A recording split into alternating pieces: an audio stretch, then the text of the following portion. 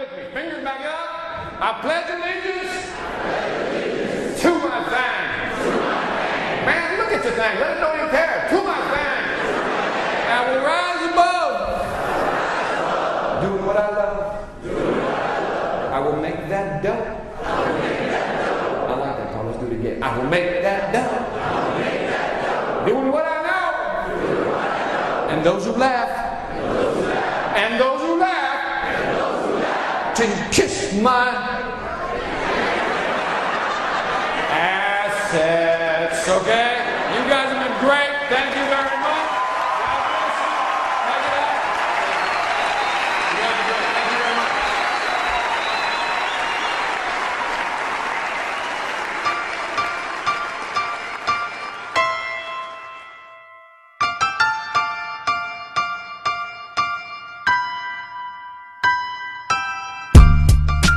I first met Victor at a conference he was giving here in South Florida, where I live.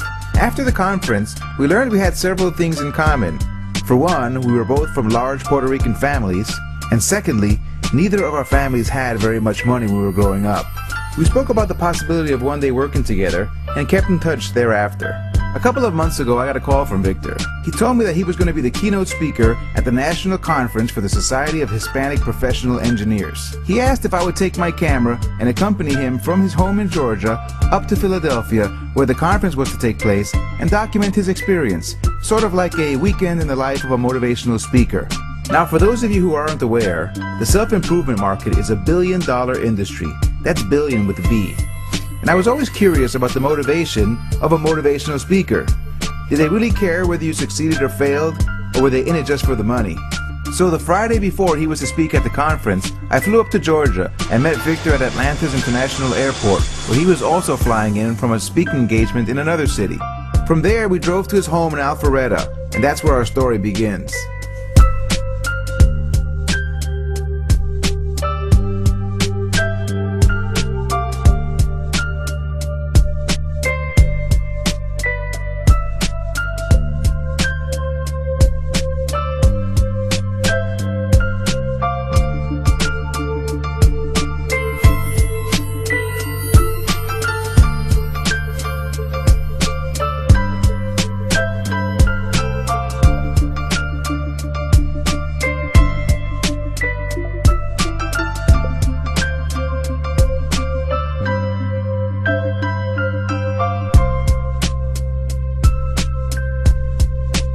When he comes home, he likes to spend time alone and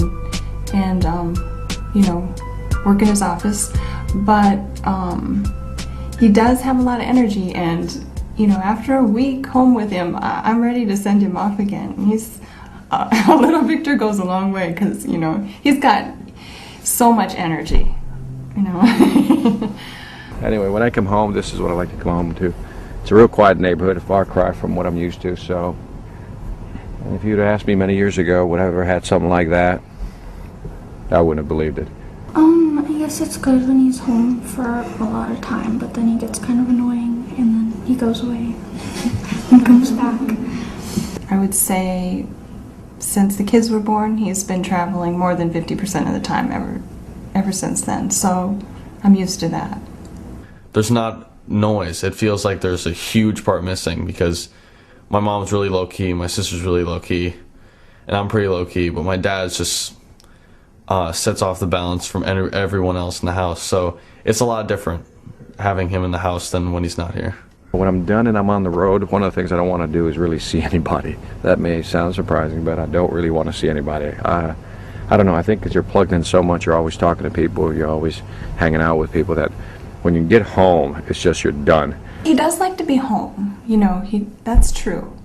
But he still is talking a lot. He's on the phone, or he's, like I said, bothering us. When we first moved to Georgia, I'm one of these guys that actually like to cut my own lawn. I like to trim my own hedges. That's kind of one of those mental things you do. It's kind of relaxing. So one day, car pulls up, beautiful BMW, and the man rolls down his window. Now, keep in mind that I have my baseball cap on, a t-shirt, some shorts, and some sandals. And the guy rolls up right there as I'm trimming the hedges, and he pulls down his window and says, "Hi." So what do I say? "Hi." Anyway, He says, "Do you know who lives here?" Now, you know who he thought I was, right? He thought I was the gardener. So anyway, I remember reaching to my head inside going, "Hi, my name is Victor Gonzalez. I'm one of your new neighbors." And I could see his face go, "Wow, there goes the neighborhood." I've never seen him live speaking, no. Because public speaking to me would be terrifying. So I think that if I'm in the audience, I'd be nervous for him, So I don't even want to, do that. You know what I mean? I don't think you hear him talk so much at home that yeah, really, I want to pay him to be quiet. My family's from Puerto Rico. I was born and raised in Chicago, as you know. And I always get the question, "Victor, do you have a green card? Do you need one to be here?" What you see out there is how he is at home, basically. What do you think I say to that? No. But I do tell him I have one. It's called American Express. He acts a lot more different around the house. He's not as calm as a regular dad. Most dads will be, just mellowed out more. He goes around the house singing, dancing. You could see the motivational speaker in him, because a motivational speaker would not act as calm as most dads. When I go to my friend's house, it's just not the same. He's not a normal dad, that's for sure. There's a reason I'm going through all these cards, because I want you to understand something. These are all the ideas that I think are good. My horse's voice, because again, I've been speaking for 2 weeks on the road. What do you expect? Anyway, so these are all the different things I write down. And so as I go through all this, you're probably saying, "Man, that's a lot of stuff. Are you going to speak about all this?" No. The sad thing is that all this is now, I take the best stuff here, put this to the side, and then I whittle it down to 5 cards. Well, now in this case, I'm down to 6 cards, right? So 1, 2, 3, 4, 5, 6. Now, knowing how I speak, because I talk a lot, now that I got 6 cards, I take the best from there. Phase 2 of the process, I now whittle it down to 1 card. This is a 45-minute keynote. Part of my success when it comes to speaking, as far as memorizing speeches so it comes across naturally, you often see a lot of speakers use notes. If you use notes, you suck. As a speaker, you can't control how the crowd's going to react, but you can control how you perform. And a speaker is a solo job. It's one of those things where it's you. And there was a guy, his name is Larry Wingate. He said something important. He said, "If you're nervous about speaking, you don't know your content. Because if you have to think about it, you don't know it." In my mind, during the night, I'll just think about the speech over and over again. And I'll be able to run on pure adrenaline from here to tomorrow night at 9 o'clock. After I finish the speech tomorrow, you will see me unplug the battery so hard that I will crash right after that. That's how I usually work, but that's how I do it, folks. I try to shoot for the 80-20 rule. 80% of my content has to be fresh. Something new, something exciting. And just go from there. But 20% I always keep in, because you need it. It's related material. Like if it's a college market, they always want to hear about my college experience. You got to throw that in there, because like any good speaker, what do you want to do? Relate to your audience.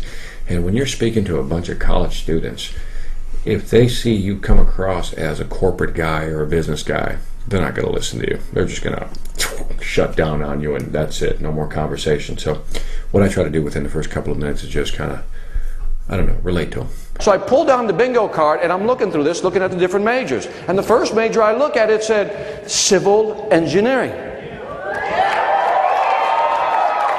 I didn't know what that meant. I didn't want to be nice to people, so I said no.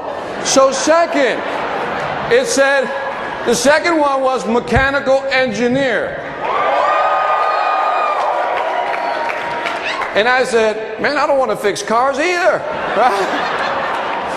And then the third one I saw was aerospace engineers. And I said, who wants to go to outer space? Not me. Then I saw electrical engineering, and guess, and the light bulb went off, right? When I first started doing the high school and the college market, what I started doing was a standard speech. Start. Tell them what you're going to tell them, and then tell them what you just told them. Your basic construction of a speech. And I wasn't having any fun, and I guess my audience wasn't having any fun because nobody was booking me again. And that's usually an indication. If you're not getting rebooked, at least one time again, that's a problem. So if I'm not going to make any money, I might as well just have some fun doing this.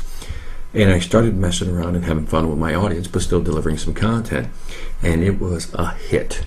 And at that point, I got the first inkling that maybe I'd finally found my style. Now, I need a volunteer. You right there. Bow tie man. Now, Manny, I'm going to tell him a story. And the only way this story is going to work is that if you help me. Okay. Are you willing to help me, Manny? Sure. All right. Good role model. Good example. Now, before I tell him the story, I need you to do me a favor. You ever see the Beverly Hillbillies? Yes. You did see the Beverly Hillbillies. Yes. How many folks by a show, clap of hands, saw the Beverly Hillbillies? Excellent. Manny, do you remember that big old nasty hound dog they had? You do? Yes. Zig Ziglar will tell the hound dog story, and that's about, man's walking down a lonely road. In the distance, he sees this farmhouse, and he decides to go in the farmhouse and ask for a drink of water. As the stranger approaches the porch, he notices that right next to that old man rocking back and forth is a big old nasty hound dog laying right next to him, making this sound.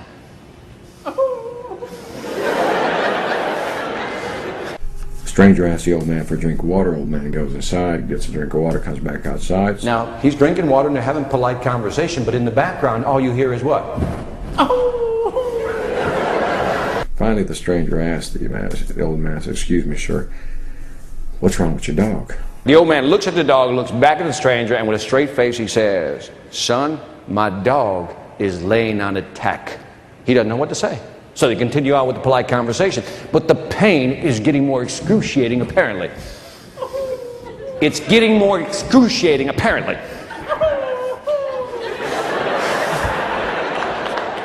So finally he says, "Excuse me, sir, but if your dog is laying on a tag and it hurts him that much, why doesn't he what? Get up." Old man responds and says, "Son, you just don't understand. The tack hurts the dog, but not enough to make him want to get up and do something about it, right?" You ever talk to people who all they do is what? Whine. Instead of doing something, what do? Whine. Instead of getting up and doing something, they what? The next time somebody whines, this is what I want you to hear. Has everybody got that? Give Manny a hand. You'll be great, Manny. All right. All right. This is it.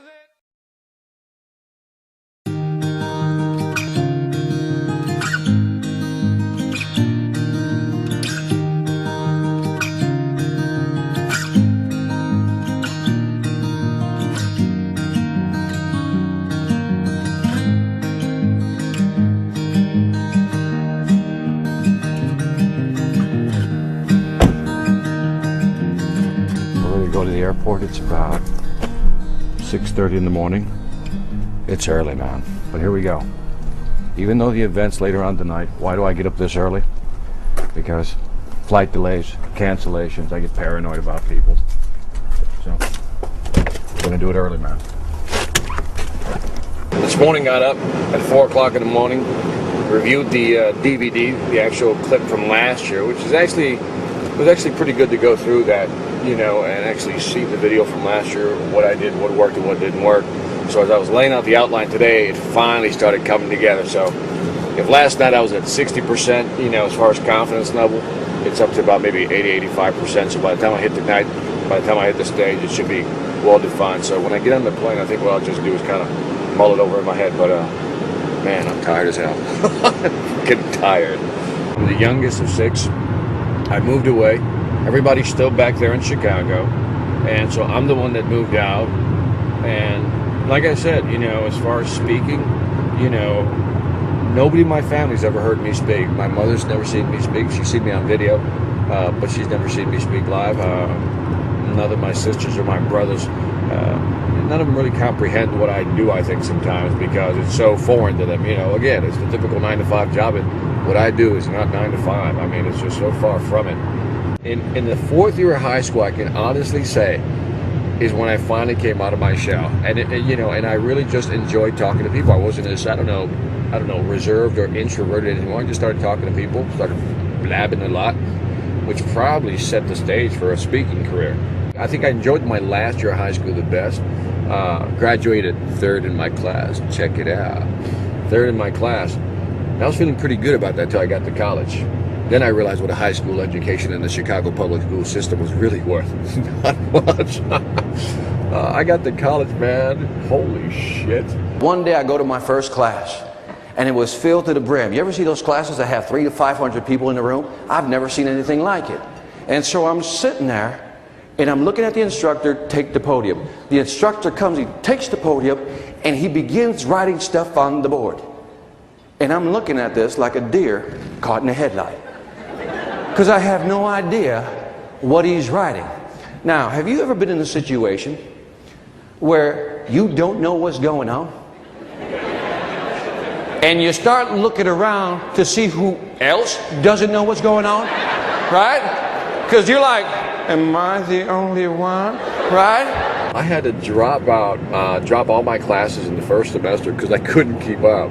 I mean, I was failing almost everything, because, I was competing with kids that came out of the suburbs, man. They came out of Catholic school, private schools, and I couldn't keep up. It's almost like you come from the neighborhood, you're like, yo, what up? And they're like, how you doing?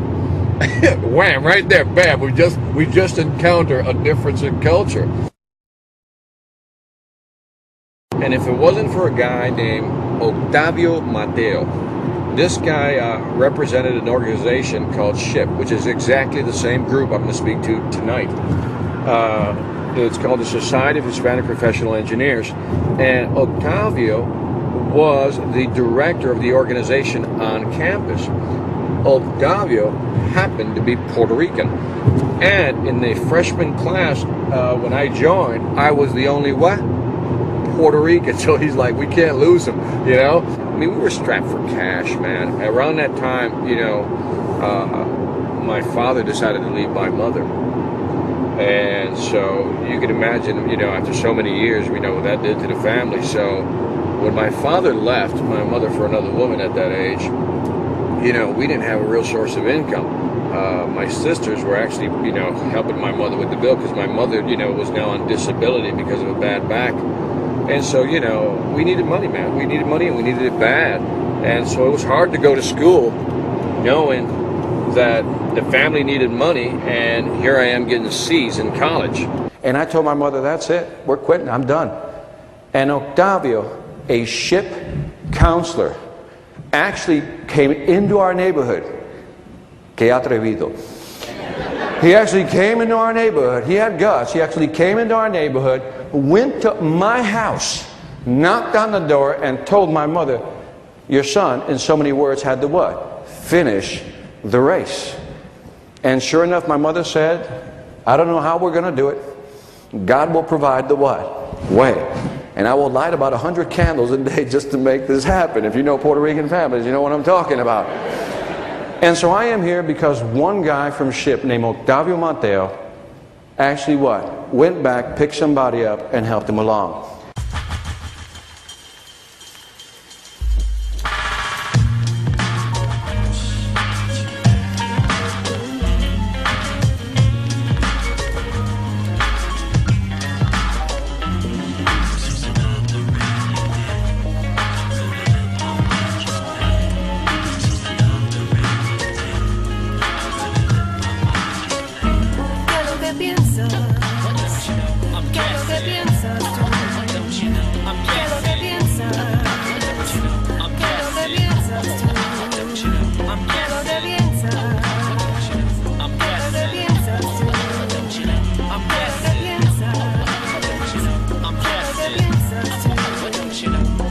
I think one of the biggest, if I had to say what is that one shocking thing about this business is that if I look at 9 out of 10 motivational speakers, 9 out of 10 of them are broke, not making any money, and lying about everything they're talking about.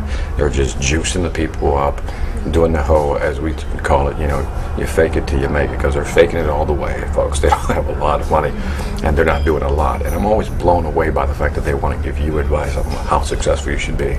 So the next time a motivational speaker wants to speak to your organization, you know what you should do? Ask them. Tell me about your financial situation. Are you living right? Tell me how well you're living. Now, you may think that's a little personal, but you know what? The guy's going to stand in front of you, try to motivate you, tell what you should be doing. Damn it, should he be doing it as well? People hustle in corporate America. People hustle in and around corporate America. These guys that are out there speaking today, a lot of them are just hustling. That's all they're doing. And I think it's sad when you take people's money when they don't have that much left, under the pretense that you're going to help them, when you yourself can't help yourself. I think that is bullshit in a big way. If you want to learn the business, if you want to be a motivational speaker, if you want to be a professional speaker, whatever you want to call it, here's what you got to do. Here are the basic steps. Have a good story. Don't lie to people. Have content. And if you want to really duplicate what successful people are doing, start mimicking them. I always say, Zig Ziglar, my man, biggest virtual mentor I have. What I mean by a virtual mentor, I never paid the guy, never met the guy, but everything he does, I read, I go to his websites, I mimic, I copy, I try to emulate that. Do I steal his information? No. Take what they do, make it better. I'm guessing when it rains it pours, like metaphors pour out of my mouth and out of my pores. Why do the poor praise the Lord? Why the rich get richer and take credit for everything that they've acquired to work for? I'm guessing for more tangible objects to pour faith into, whether white, black, Italian, Christian, Jewish, Muslim, or Hindu. As a people, there's already so much we've been through. I'm guessing some people think they're better than the next crew. I'm guilty cause I've done it too, thinking I can challenge you cause I'm fresher than you. You know what I just realized? Remember I said I was going to leave my computer bag at home? You know what I left in my computer bag? All my notes. Remember I told you I was forgetting something? Holy shit. I left all my notes at home. Oh, this is going to be interesting tonight.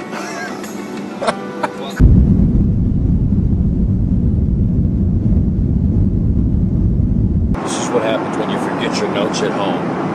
This is exactly what happens when you forget your notes at home. Use a barf bag to write your speech out.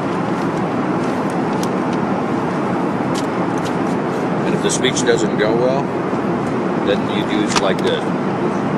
Got it. All right, good. And I can see it from the front when I look at my crowd if I'm losing them. This is the obvious sign. It's the obvious one, right?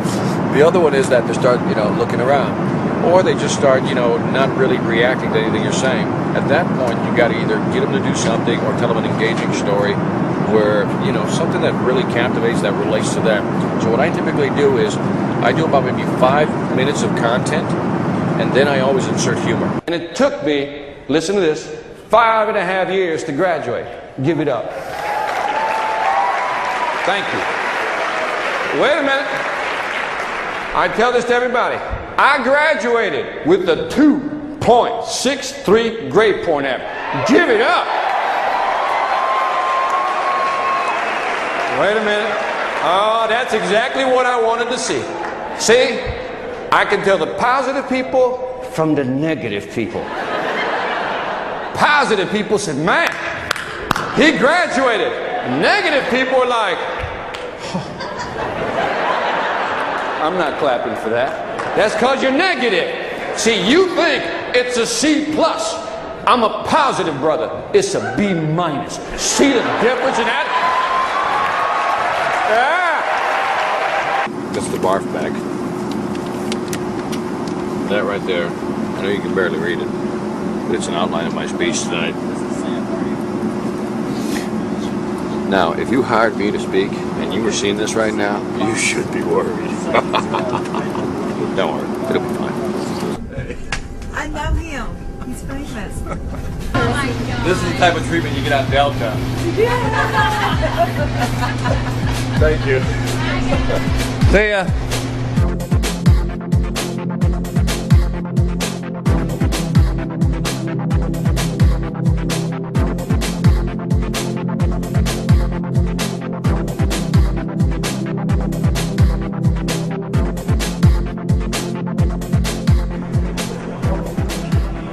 American Limo. Hey guys, which service is better? They're all Togo limousines. All great. Togo limousines. All right. You had to put your mother in the car. They're all great. No, my mother. Togo limousines, home. Right here, my friend. Yeah, but I need to go downtown. We're not up there. You though. need, Yeah, no, but because not that's not everybody- the best company. This is the best company right here. The best company won't be up there. How much does it cost to go to Marriott downtown?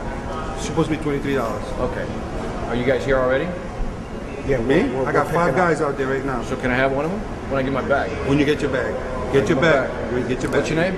Angel, like an angel. Angel. All right, man. My car is in the business. All right, Angel, save me. I try. All right, man. I believe you.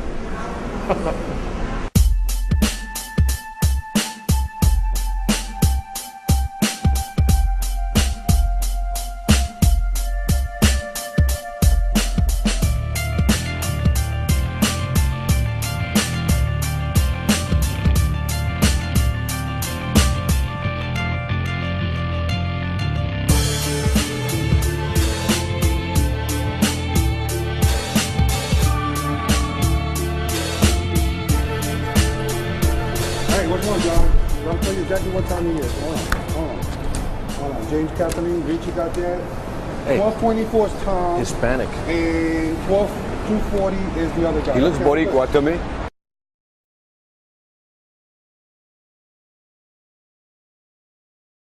I'm good. A lo mejor cubano. Okay? Jim's going to do the 1220. Dominicano. And your people, what's the driver's name that's bringing Tom? I'm going to go with Dominican. Tom? For one of the biggest limo companies. The real biggest limo company in Atlantic City. All right. There's only two of us. All right. Well, you're going to drive the biggest Puerto Rican motivational speaker you ever drove, okay? Well, guess what I need? What? I need a movie. There you go. 1 minute commercial. Talk to me about money. Okay, gentlemen, get ready for a Boricua experience. All right, man. Oh, are we getting you? You're driving us. You got in my car. This is my personal car. Shit. Well, my name is Andrew Gilby. I've been in the limo business for 23 years. I've been a personal driver for a billionaire for 3 years, for the guy that owns First Choice Bank for 2 years. I've been with the same family for 8 years. Now I not only represent, but I am the sales manager for Tall Girl Limousines for 2 years. Who's been a motivating force in your life, man? If you have looked back and you say, man, you know, this person really motivated, and then tell me what they did. You can just talk. Everybody has some kind of motivation. Everybody has some kind of self-esteem. The level of that is what makes you different. How much you use of that. And for me, nothing motivates me more in this world than my mother and my father. Because being the first generation with a little degree, being the first generation to make over $100,000, being the first generation of a business owner, being the first generation successful businessman, I give all that credit to my mother and my father, which both are still alive, but always remembering where they come from and always taking from where they come from to the limit. The biggest change a mother can do for a son is put him on the right track. At 15 years old, my mother understood that if I didn't get out of Harlem, I was on the wrong track. The streets will do that to you when you don't have a lot of family, a lot of educated family, a lot of family to take you and pull you out. My mother did the best she could. We have so many people that need to go back to the ghettos and help that one kid like me. Come out of it. There it is. That's where my heart goes. You know, it's a shame that we don't have our own real, you know, people coming out and letting the world know that we are struggling like everybody else, but we are being successful also. We overcome adversity. Exactly. We always do. So, I'm proud to be a Puerto Rican today and every day of my life. It's not always about money. A lot of it is about time. To let these kids see that just because they are where they are doesn't mean they can't go where we are.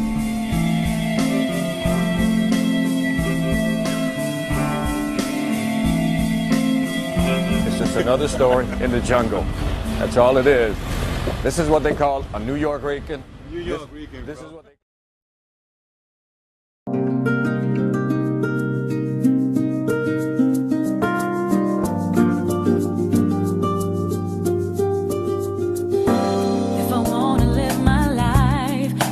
take some sacrifice to step inside my light,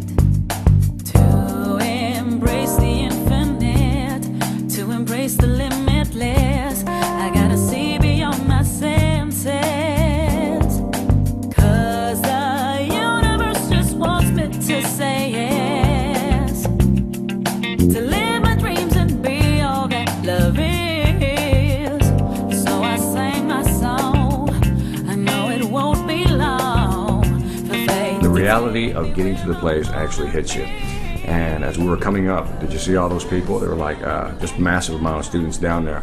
So when you see the crowd and how big it's going to be, and now it's right in front of you, that's when that little part kicks in, that little nervousness.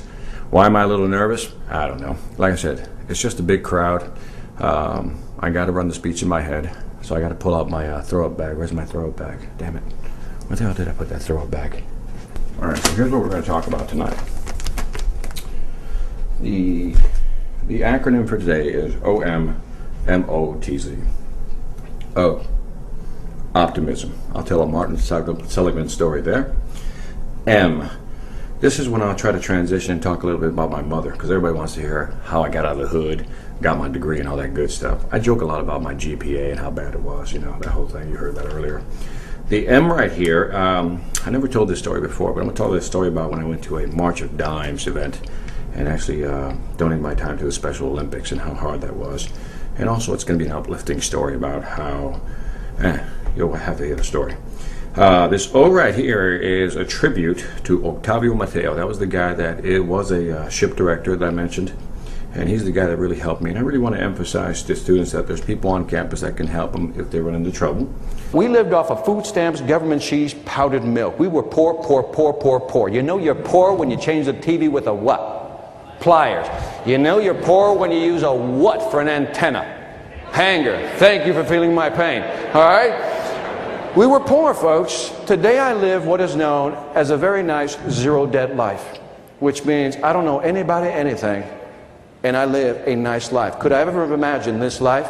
Absolutely not. But when I look back at all the different people in my life who came in and out, who helped me, this is why I do what I do. Because I want you to be successful. I want you to go out and make your money.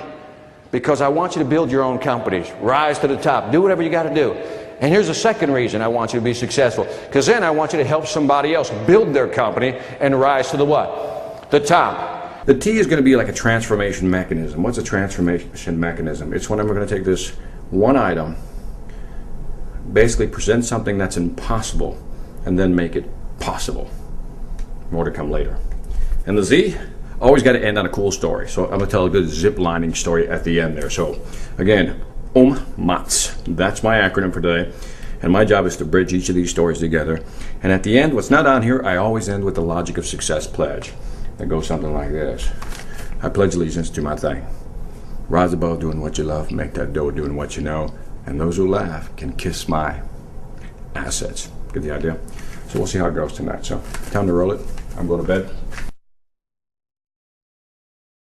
I think the theme, something that hit me, when I was in the room thinking about it, I think the theme is going to be finishing the race. In other words, if you started something, you got to finish it, no matter the obstacles, no matter what comes at you. So you're going to hear me repeat that phrase 2 or 3 times. That's going to be, I decided to wrap it around that theme, finishing the race. Here's one of the messages I want to send out. Is college going to be tough for you? Absolutely, folks, but can you guarantee me one thing? You got to finish the race. It's a competitive society out there. Today, a bachelor's degree is your basic starting point for getting into corporate America. You got to finish the race. I don't care what your GPA is. I want you to finish the race. Now, let me be clear. I'm not saying, woohoo, whatever your GPA is, I don't care. And I'm not saying that. I want you to get the best GPA you can, but I want you to what? Finish the race. Today I'll speak for about 45 minutes. 2,500 kids will hear that speech. All 25 will pick their own moments in time in that speech. They'll say, that touched me. That resonated with me. From that point forward, I can't control anything else. But I'm hoping that when they go back to school and they're sitting in their dorm room, laboring over some exam that they have to take the next day, studying hard, they're crying because they can't figure this stuff out, much like I did, that they go, the guy said, finish the race at any cost. You got to finish the race. And they go, screw it, let's go do it and not quit. I think it's egotistical to think that I can change somebody's life. I think it's egotistical to think I can change somebody else's life. I can't. I can only provide a slight push. That's it. You think of any person's success from A to Z. Between A to Z, there were many moments of truths, moments that happened that kept pushing them forward. I am just one simple moment in from A to Z, in a bunch of little moments along that path. You're part of the success process, and you're not the pivotal point. You were just throwing a stone in the water. When I wanted to get out of the neighborhood, it was all about, getting out of the hood, man. Just, no more food stamps, government cheese, powdered milk, that whole bit. You just wanted to get out, So when I graduated, I moved to Minnesota, went to work for Honeywell. It's no secret, great company.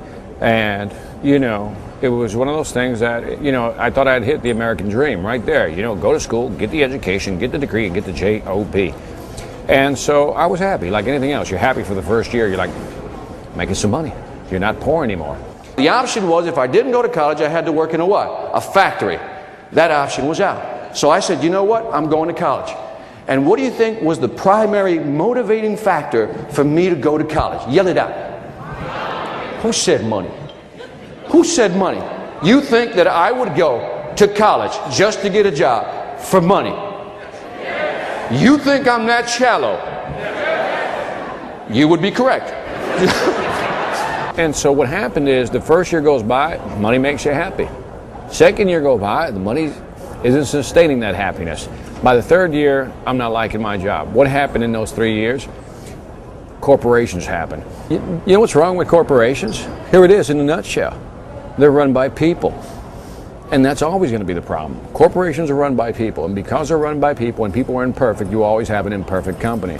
And when emotions get involved, politics get involved, favoritism, I don't care, nepotism, any type of ism you want to throw at it, something eventually happens where you go, I don't want to do this anymore. One day, quit, got another job. And that's actually how I started getting into sales. I started doing more what I call removed from engineering, more what I call application work. And then one day in this new company, they need a manager to travel Latin America to do sales and training. That's where I met my mentor, Jose Santana. And this is 1992 when I first got into sales. And that guy right there, Jose Santana, he's from Cuba. This guy was the ultimate salesman in my book. We all come across people in our lives who are just fantastic salespeople. This guy was awesome. I followed him around for almost a year in Latin America. First of all, he had a voice like Ricardo Montalban. He would talk like, Oye, Victor. I mean, he had this beautiful, sultry voice. When customers would see this guy, they would want to hug him. And whatever he was selling, guess what? They were buying. And so I followed him around for about, like I said, for about a year, maybe a little more. And I think everything I learned in sales, as far as relationships, how to deal with people, how to treat people, I learned from that guy right there, Jose Santana. The great thing about being in sales is that there's no hiding. You have a number. You have to hit that number. There's no excuses. Nobody wants to hear them. You had a quota. Did you hit your quota? Bam. A very objective, empirical metric. In corporations within the organization, the responsibility is so diluted amongst different responsibilities that if a project doesn't get done, well, marketing didn't give us this on time. If that would have happened, we would have had that on time. Well, maybe if we had coordinated better and really had planned to strategically do all that. I think the first sale you have to make is to sell yourself on the actual product. And if you can't sell yourself, who the hell else is going to believe you?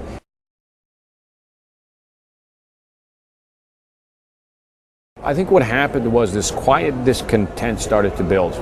And it was one of those things where, I think it was around 37, I'm going to say, could be 38, 37, 38, I started getting that quiet discontent. What do I mean by that? It's one of those, I was about to hit 40, and all the things I thought about doing, said I wanted to do, I hadn't done any of them.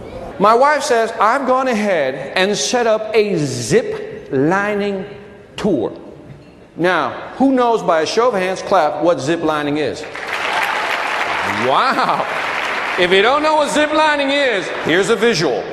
Tree, wire. Zzz. You get the idea? All right. Now, I've been married 20 years. Thank you.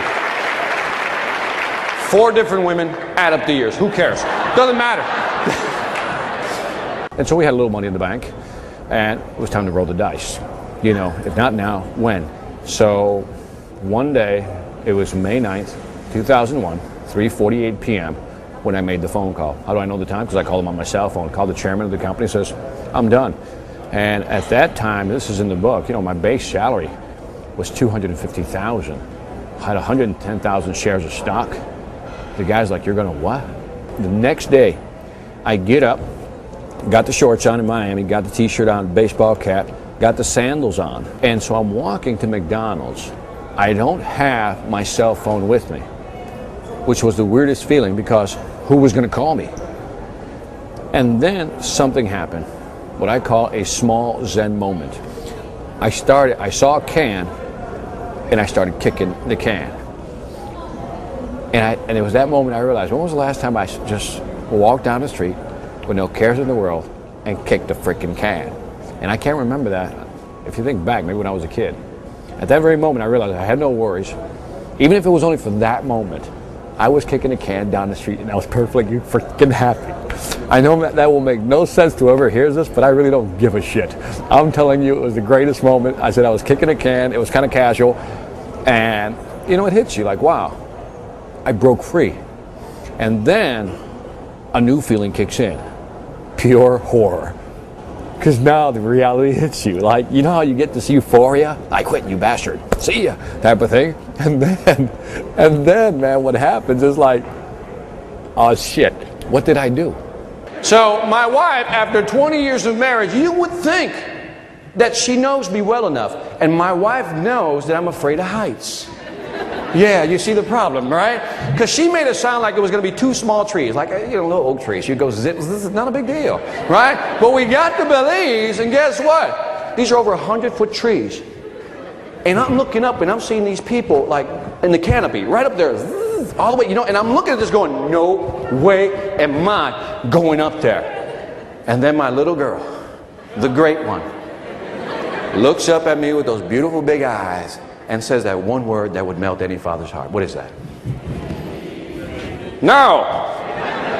She goes, sissy, right? You don't know my girl. I raised her hard, right? So my girl says, sissy. Now, when your girl calls you a sissy, it's time to man up.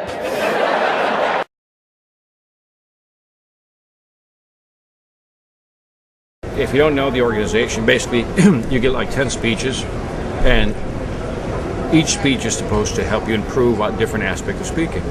The first speech I gave was, man, it was horrible, man. It was pretty pathetic. I'm glad I don't have that tape. I don't think I could see it again. And so I looked at my first tape, I said, man, I suck. The second speech got better, third, fourth, fifth, so forth. I completed all 10. It took me about a year, maybe a little bit over a year to complete all 10 speeches because you don't do them right after the other. The second year, there was a competition. And what it was is that everybody in Toastmasters in that little organization could compete to go to what they call the area level, the next level, and compete with other Toastmasters organizations. So we held the competition within our little group. And that year, the second year, I had to compete against Hale. And Hale Mesereau was one of the most eloquent speakers I'd ever heard. The guy was, he was like a gentleman when he spoke. I mean, it was just like, it was regal. I mean, the man was just regal when he spoke. And I used to look at this guy like, holy shit, look at this guy speak that way. Now, he wasn't like rah-rah. The man was regal. He didn't need to get emotional. He just talked, and you just listened, and you enjoyed it. I didn't win. I was devastated. I was like, but again, when you lose to a guy like that, you're not feeling too bad. Fast forward, make a story short, third year, you know what happened. Kid Vic got it. I actually beat Hale. And the guy was gracious enough to come over and says, man, it was excellent, Victor. Congratulations. And so, as I went back to my working career, I got the bug. You know how you get the bug, but you let it sit there? And I guess the bug was getting bigger. The last company I was with, before I really got the bug, they gave us tickets. The organization was called Peak Performance, and they gave us these tickets. The company bought tickets, and every month, Peak Performance brought in some of the top speakers. That's when I saw Zig Ziglar for the first time. I was like, holy shit. So I put on the gear, put all kinds of harness on you, right? You get all ready for it. And then what happened, we had to climb up the side of the hill to get to the first platform. And there we are. What you do, listen carefully, pay attention. What you do is you got to put the pulley system on the wire, and you got to hold it with your left hand, right? Now, the wire's going that way. they give you a special glove with a piece of rawhide, like leather, right there. They say that's your braking system. Fast forward, if I say from 95, I mean, think about it. I walked away in 2001, so it's like something that built over, what, almost 6 years? By the time it built up, and I said, what am I going to do? I said, man, it's too late to open up a nightclub. Definitely don't want to be in a band anymore. Let's go do it. As you're zipping, you're holding down like this, and you let your hand right on top of the wire. And the guy says, now listen carefully. When you get halfway, you're going to start picking up speed. But you're also going to start seeing the other tree. What you need to do is to slow down. And this is how you do it, he says. What you need to do is tap, tap, tap, tap, tap. You know, just gently tap the brake, right? He says, whatever you do, do not try to stop on the dime. He says your arm will come out of its socket. Now, you know how people give you too much information? If you're too uptight, you're not going to like my humor. You're not going to like my style of speaking because you're expecting a more, you know, basic speaking. We're ready. It's our turn. There we are on the platform. Visualize it, okay? I let my wife and kids go first because that's what real men do, right? So I let them go first. Wait. What does society say? Let's go by norms. Women and children what? That's all I'm saying. That's all I'm saying. People are getting smarter. And today, in a world of high-tech society, we have access to the internet. We can now download videos from other speakers, audio. We got all access to this information. The question is, how do you differentiate yourself as a speaker in this market? And if you don't have your own style, you're screwed. It was my turn, and sure enough, I start zipping. Now, I don't know if I jumped off. I can't remember. I really can't. He may have pushed me off. It's not a big deal. I don't think we should talk about it. By the way, I do have pictures, but I will not show you the video because there's no point in seeing a grown man scream. It's just wrong, right? On so many levels, it's wrong, right? Look, there's nothing new in the world of motivation as far as new material. The only thing new is how you deliver the content and make it more impactful on the individual, period. I'm zipping, right? And you're like, zzz, right? And I start zipping, and I tell myself, don't look down. You ever notice when you tell your brain not to do something, it does the what? Exact opposite. So I look down and man, the floor is a blur, my feet are dangling. I'm like, this is not good. And then I see the other tree and I start what? Yeah. And sure enough, I get to the next platform and you know, I kept going, I kept making it. Now, let me ask you a question. Do you think I was scared? Yes. Do you think I was scared? Yes. But would you also agree that it was probably what? Exhilarating, wasn't it? Because everything you ever try for the first time, is it going to be scary? Absolutely. But is it also going to be what? Exhilarating? Absolutely, folks. It's about, oh geez, we got about another hour and a half before mic check. Yeah, now I'm starting to think about it a little bit. Going, I got to speak to a large group. Really? That starts setting in real quick about now. Am I nervous? Not really. I met this kid named Carlito. 3rd grade, and you know, it was one of these kids that you know if God had come down and said, here's the coolest 3rd grader you'll ever meet, that was Carlito, you know. I met him in 3rd grade, and it was funny, you know, we hit it right off the bat. You know, the teacher had asked me, you know, who would show Carlito, you know, around the school. I was in 3rd grade, you know, I was like, yeah, I'll do it. And Carlito always appreciated the fact that I raised my hand, you know. So I showed him the lunchroom, you know, and everything, and after lunch we went outside, and I thought he was going to need some partners to hang out with, right? He got outside, man, the kids just ran after him, man, the older kids, because his father, I found out later, ran the Little League team, right? So his father ran the Little League team. And so he was popular already, man. 3rd grade kid was like, I mean, you know. And so as the years went on, you know, it's like his coolness just grew. You know what I mean? I mean, you had to see him. It was like by 8th grade, all the girls wanted to be with him, all the guys wanted to be him, you know. And we went to high school together, and it was really cool, man, because we decided to share lockers in the first year, right? And it's like his coolness carried over. You know what I mean? I mean, the guy would put on clothes, and he just fit right. His hair was feathered perfectly. You know what I mean? The whole bit.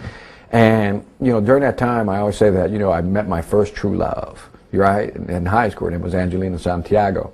And, you know, and everybody else goes, oh, that's so sweet. And I go, man, Carlito got her. You know? And so, which is true. And so by, you know, and then Carlito started getting into things, you know. And by his second year, you know, man, he was selling weed out of our locker. And, you know, if you know my mother and you know the chancleta, it was time to separate. And so by third year, he had gotten his girlfriend pregnant, a different girlfriend pregnant.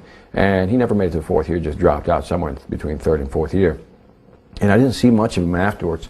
But I remember after graduation, I remember one summer day, it was close to the time I just gotten up a job in my first job, you know, the Honeywell job in Minnesota. And I saw him. I went down by Lake Michigan with a couple of friends, and I ran into him, you know, and he seemed to be doing okay. You know, you can never judge, you know. And that was the last time I saw him. And so I moved up to Minnesota, and a few years later, I remember out of nowhere, I remember it was like a February morning or something, cold as hell in Minnesota. And my brother called me up, you know, he says, you know, Carlito's dead.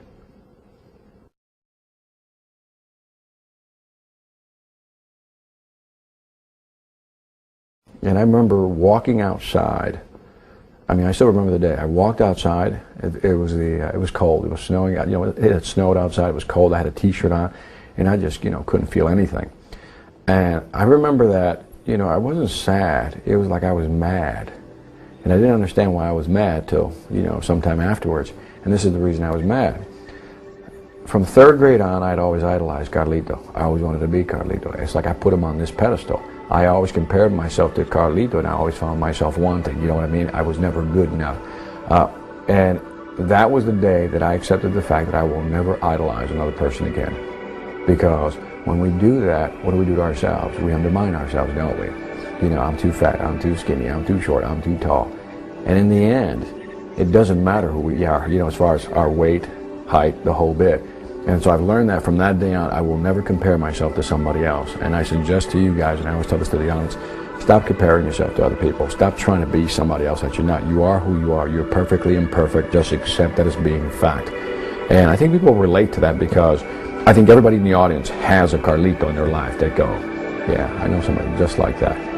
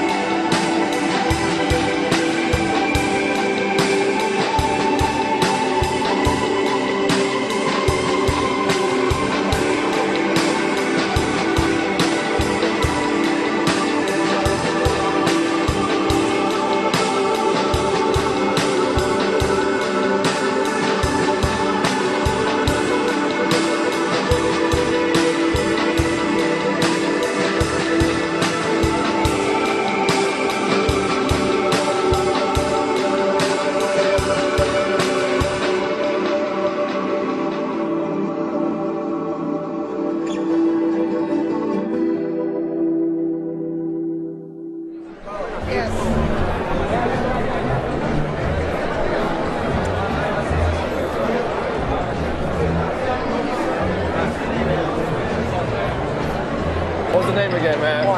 Juan de Massachusetts. Gracias. Hermano, ¿cómo estás? ¿La primera vez? No, tercera vez que nosotros estuvimos en Northeastern. 3 years straight, man. 3 years, this guy's the man. There you go. See, I like him already, man. Thank you, man. Wait a second.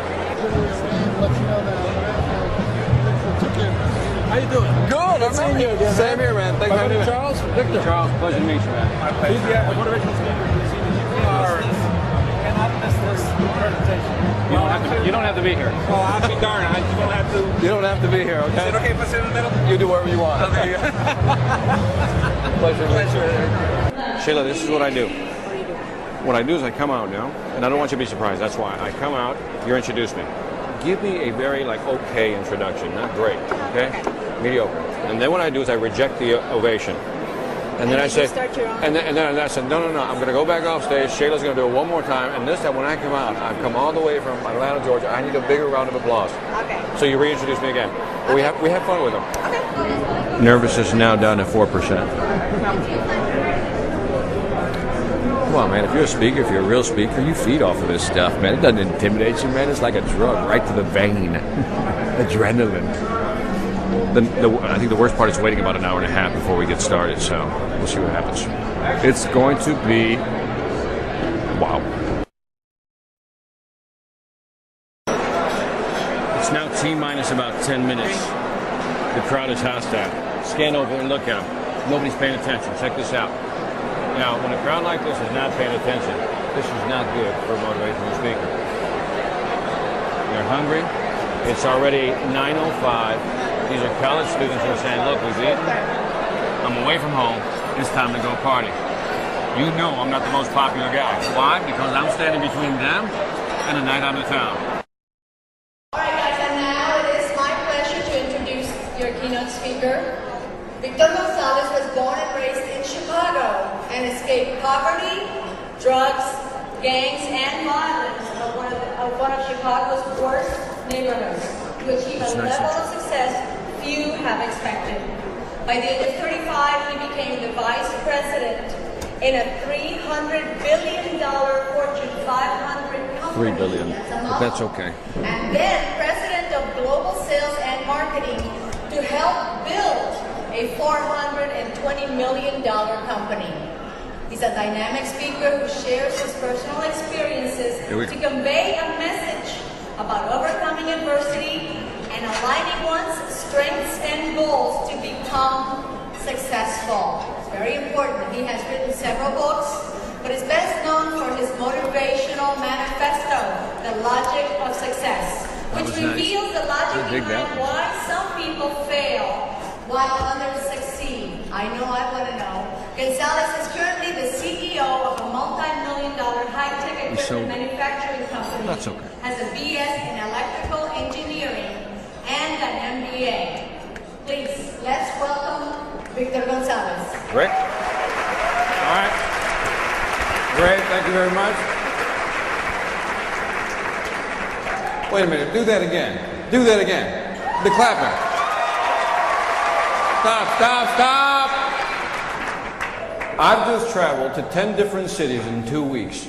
I've had 3 hours of sleep. I come up on stage, and that's what I get. Here's what we're going to do. I'm going to go back off stage, and we're going to do it all over again. And when I come out, I need you to stand up. Clap like you mean it. I want you to shake the roof. Can you do that for me? Let's do it right. Can we do it right? Let's try it again. Wait a minute. I'll bring Shayla back. Shayla, come on back. Do your thing again. I'm coming back. Give him fire. Breathe. All right. All right, guys. Come on now.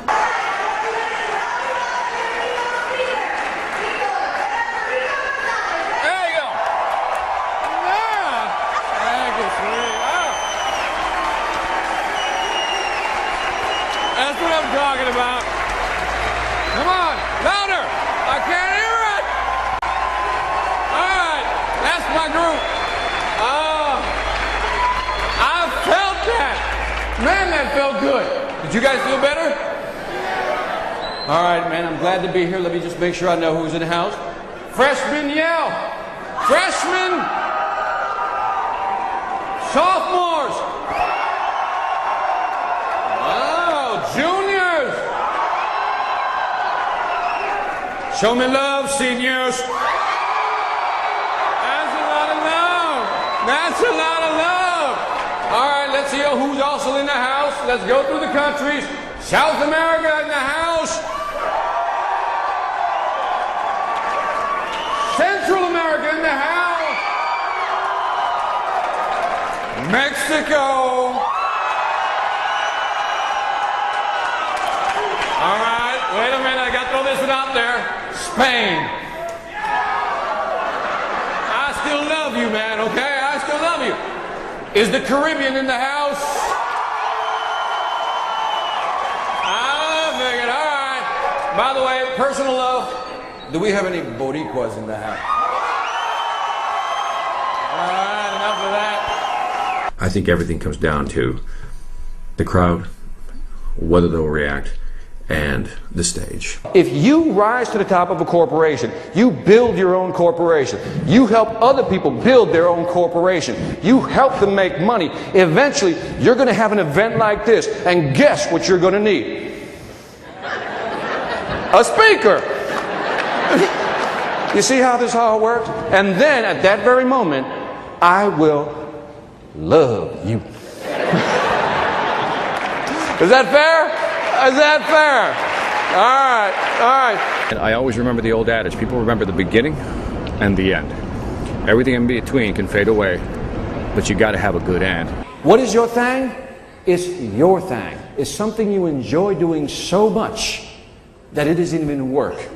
You enjoy doing it so much, you take great pride in your work. And when you do your thing, at the end of the day, you wind up with a what? MBA. And what does that stand for? Mega Bank Account. Right? So, we don't want to do a thing. We want to do our what? All right, now you're with me. Fingers back up. I pledge allegiance to my thing. Man, look at your thing. Let it know you care. To my thing. I will rise above doing what I love. I will make that dough. I like that part. Let's do it again. I will make that dough. Doing what I know. And those who laugh. And those who laugh. To kiss my assets. Okay? You guys have been great. Thank you very much. God bless you. Take it out. You guys are great. Thank you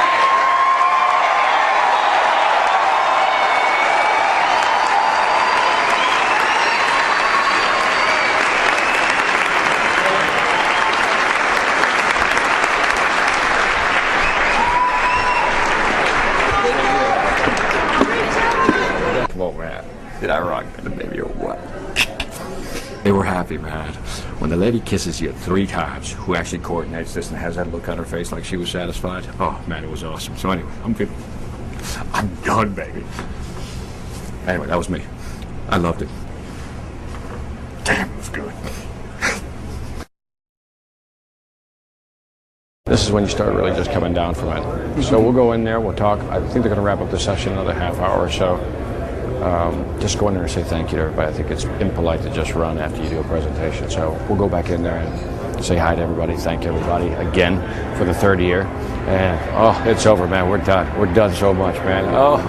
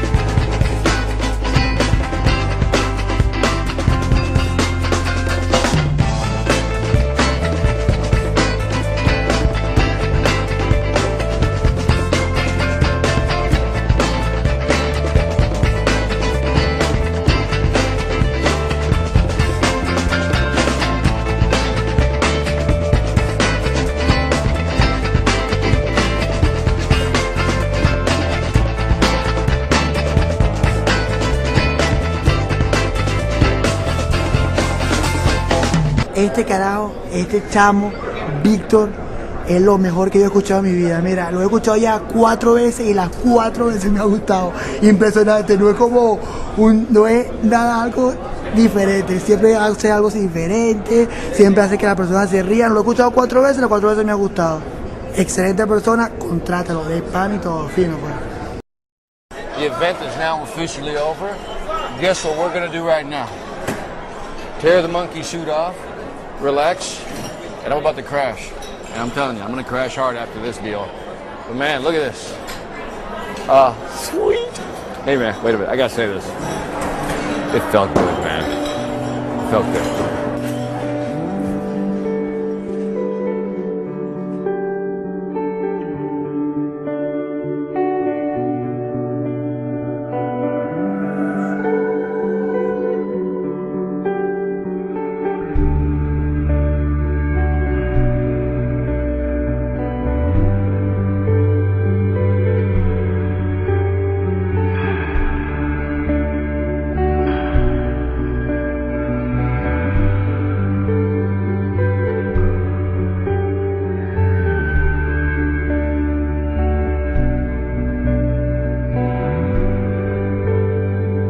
it's like my wife says, you know, who is insane enough to get up in front of a crowd to speak and to do 2,600 people and just say, wow.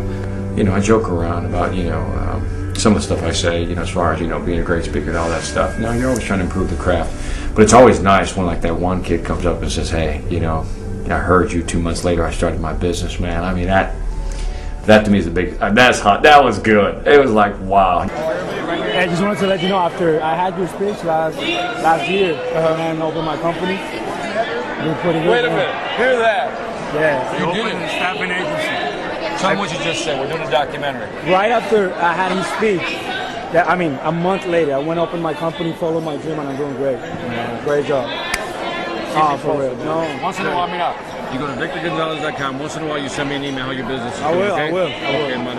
No, gracias, man. No, gracias. And then to see their faces, I don't know if you looked at their faces, but some of their faces are just like, you know, thank you very much. And it's what we talked about today. You know, it's just you throw the pebble in the water, and if it creates a ripple, it creates a ripple.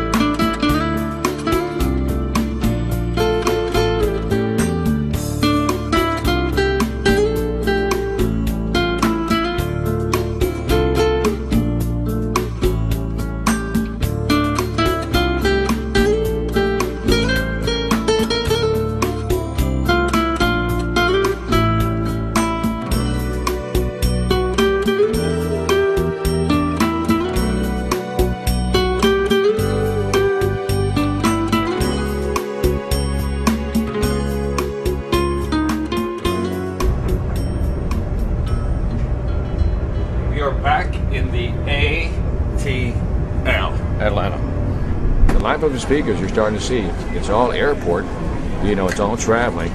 You know, those nights where you don't stay at a beautiful hotel, where you stay at a Motel 8 or, you know, 6 or something like that. It's not all glamorous. The travel is hard, time away from the family is hard. Things you need to consider if you want to get into this business. Be self-reliant, do it yourself. There's a lot of expenses to deal with when you deal with this business. Is it worth it? Would I do it all over again? Absolutely. Could I ever go back to a 9-to-5 job? I don't think so. This is the kid from the hood. We're talking Cabrini Green in the housing projects, right? Food stamps, government cheese, and powdered milk. If this isn't the American dream, I have no idea what it is. So God bless the United States. I love this country. Do I love this gig? I love this gig. Yeah, I love it, man.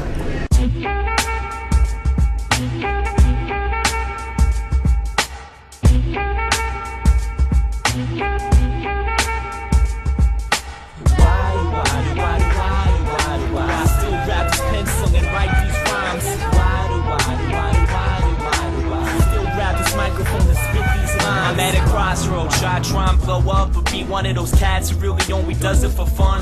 Yo, it's because of the dogs, I'd rather just freestyle instead of constructing the bars with a single up in the clubs. And how do I get these thoughts transition to paper? Like why's only support my fans missing behavior? My rap style is as sick as Eazy-E on his deathbed. Doping up the feed CDs to meth heads, bad entirely from passing out flyers, scattered irony and wildly.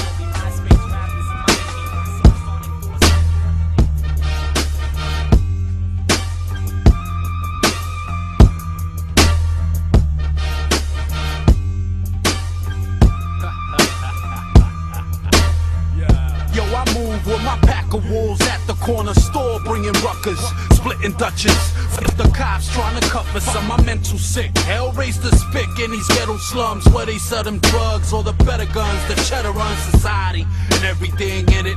The money causing poverty and stress makes a menace. A bunch of outlaws in the hood moving mafia type. Live for the night and push the weight until the sun is bright. It's all about the hustle. I move with piranhas at the bottom. Once we spot them, yo, we got them. Son, the scene is